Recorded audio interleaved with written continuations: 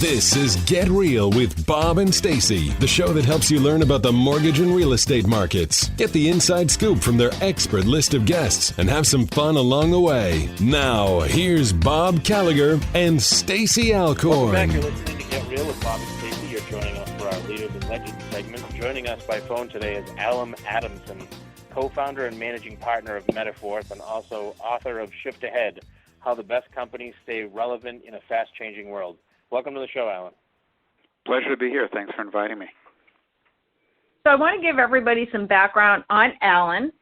He is a noted industry expert in all disciplines of branding. He has worked with a broad spectrum of consumer and corporate businesses in industries ranging from packaged goods and technology to healthcare and financial services to hospitality and entertainment. With his perspective and depth of experience, Allen has helped his clients understand and activate strategies that enable them to shift ahead of the market and the competition, generating long-term value and increased brand equality. Allen and his teams help clients identify what truly matters to the audiences that they serve, what is relevant to their audiences, and how to brilliantly deliver on it. How organizations do or do not stay relevant is the subject of Allen's most recent book, Shift Ahead. Using fascinating first-hand accounts and detailed case studies, Shift Ahead explains how the best organizations recognize when it's time to change direction and how they pull it off while bolstering their brands. Following the approach of Allen's previous books, Brand Simple, Brand Digital, and the Edge 50 Tips from Brands That Lead, which are used in universities across the country, Shift Ahead offers practical and readily applied lessons learned. So before we start, let's hear from your point of view, what is Shift Ahead all about, Allen? Thanks, Stacy. More and more companies are finding themselves becoming their father's Oldsmobile and, trying to keep their business relevant and competitive, and it's getting harder and harder.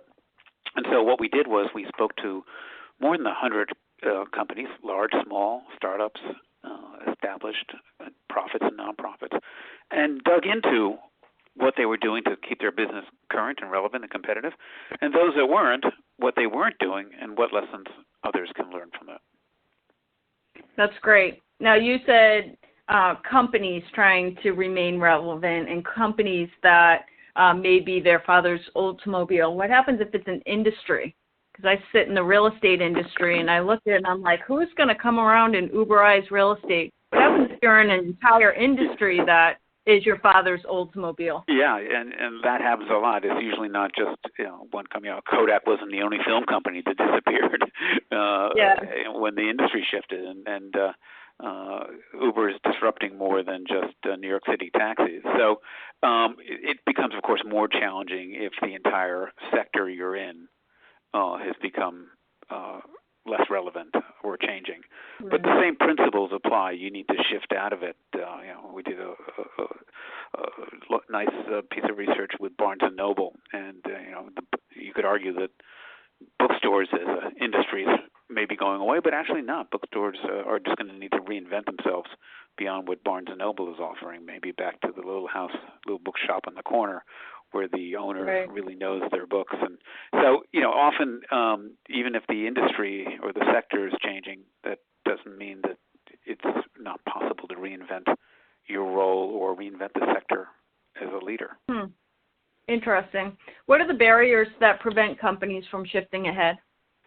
What we did when we did the interviews, we were hoping for the magic potion of here are 3 things you can do to stay relevant and not become, not get Uberized, as you said. But what we found is there are many more things that you can do wrong that can get you left in the gutter than you can do right. But the barriers fall into 2 broad buckets.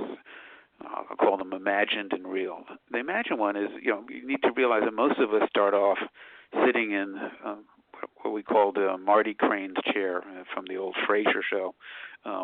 His father had this old chair, and most of us are much more comfortable with the familiar and yesterday. So, one of the barriers is that people are just comfortable doing what they did yesterday.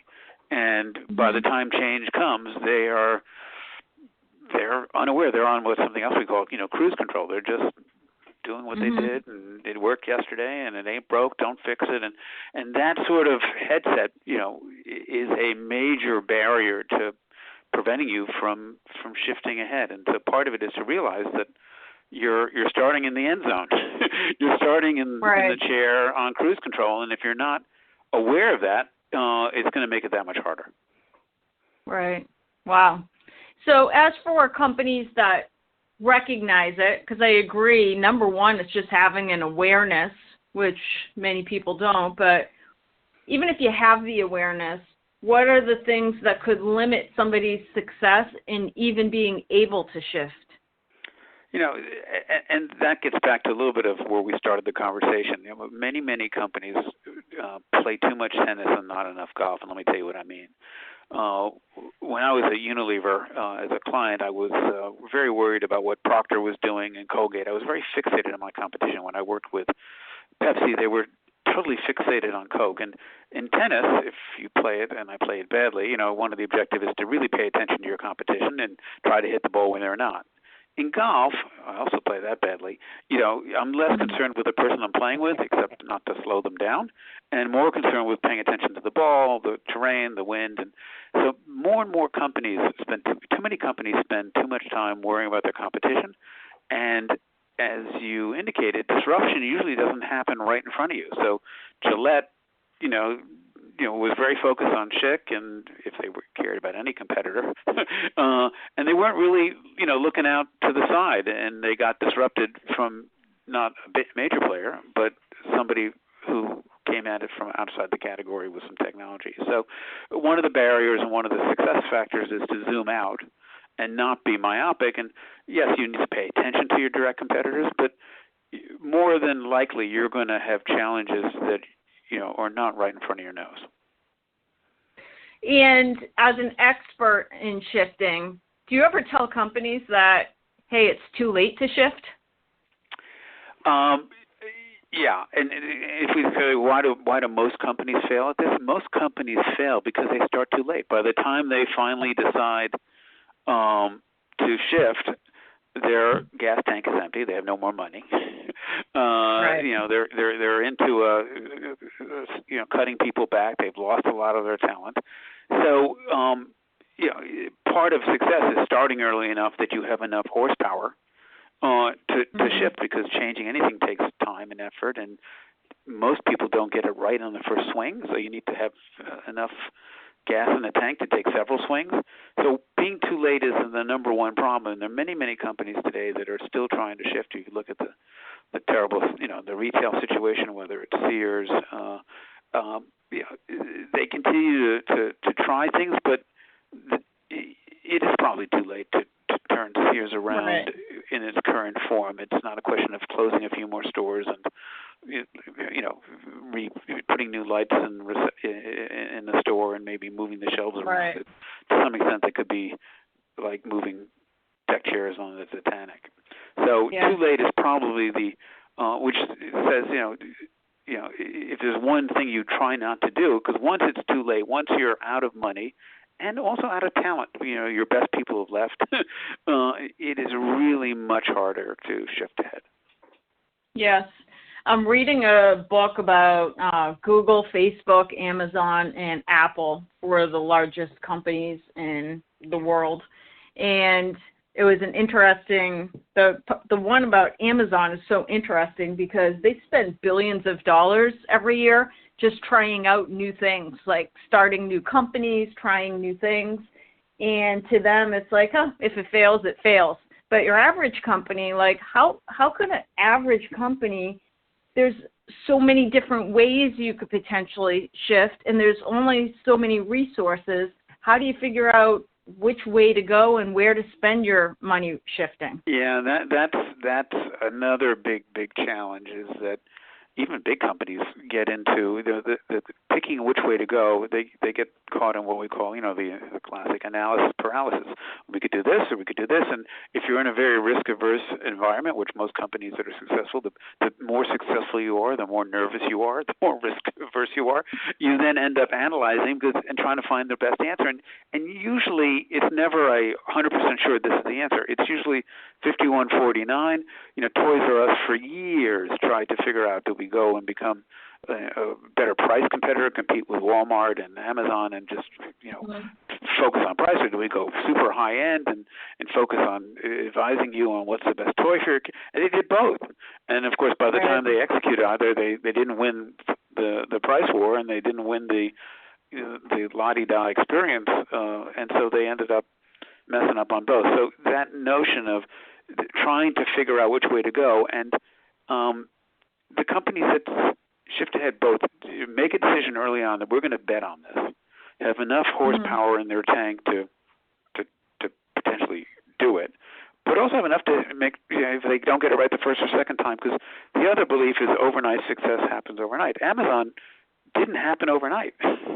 It was a long journey, and they didn't get it right away. In fact, Barnes & Noble looked at them and said, they're not serious. I'm not going to deal with it. And by the time Barnes & Noble realized, maybe people will buy books online, they started their own website, but it was too little too late to catch that train. So, part of it is that culture of being comfortable trying things and not succeeding versus being perfect all the time. Yes. We still have about 5 minutes left, but anybody listening in, we have Allen Adamson, co-founder and managing partner of Metaforce, and he's the author of Shift Ahead.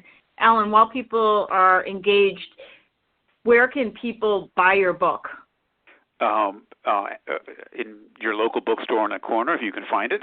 Of course, on Amazon and the other all the other online outlets as well. And I have a question too, Allen. Yep, go ahead. What does it take for individuals to stay? What does it take for individuals as well as organizations to stay relevant in such a fast-changing society? One of the things we found is that leadership is important, and every one of us can be leaders. So, as an individual, to keep yourself able to shift ahead, you have to get out of your bubble. You have to, too many people are, try to stay relevant by, reading emails and, reading things and watching it. And the best leaders, once we spoke to, that really helped their companies stay relevant, tended to get out and be with their customers every day in a bit of a Andy Grove, only the paranoid survive. So, for example, we had a couple great conversations with the folks at Marriott, and one of the sayings people used to have about Bill Marriott was his feet never touched the desk in those days. And what they meant was he was never in the office. He was constantly in the hotel, talking to the front desk, talking to the people in the kitchen, fluffing the pillows, checking the towels, and he never lost what's known as a founder's mentality, the sense that how are we doing? How am I doing? What's bothering you? And just keeping your eyes open. And so, as a leader, to make sure you stay able to shift ahead personally, or help your company or organization shift ahead. Don't sit behind a desk all day and be in meetings all day and read 2,000 emails a day. I would add to that, too, that I think one of the things just in running my own business is going out and talking to other business owners in other industries or participating in like CEO groups outside of your industry, because you can learn from anybody who's just running a business on how to do things differently and better. Yeah, Stacey, that's exactly right. The leaders that are looking left and right, and because innovation happens. You could take an idea that's happening in real estate and bring it to media, and it's a totally new idea. So lots of innovation happens horizontally, and it's not only a question. You can ask a consumer what they want I have a bit of a belief in Steve Jobs. The consumer could never have told him to invent the iPad because they didn't. They were used to typing at a desk. So yes, you have to keep on asking your consumer. But the best people are really also great observers. And why do they stand in front of the aisle and scratch their head, as well as look around on other sides and speak to their peers in other industries that may be changing faster and have different dynamics that you can learn from. Awesome. So we only have 2 minutes left. When you were writing the book, did you have any one particular company in mind when you were thinking about companies that really failed to shift? And was there any one company that you had in the back of your head when you thought about companies that really did a phenomenal job of shifting? Yeah, the one I always wondered about, having worked many years ago with Kodak, was how could Kodak have gone from owning pictures worldwide to out of business? And I always thought it was they didn't see the digital train coming. And the surprising finding we did when we did the research and spoke to lots of people that were at Kodak at that time and when they were king of the castle, was that they did see the train. They knew exactly the year, 10 years before, that the digital would overtake film. They just couldn't get out of the way of the train because they were so addicted to making tons of money and selling film. Wow, that's crazy. Yeah, and so they had plenty of money. They weren't too late.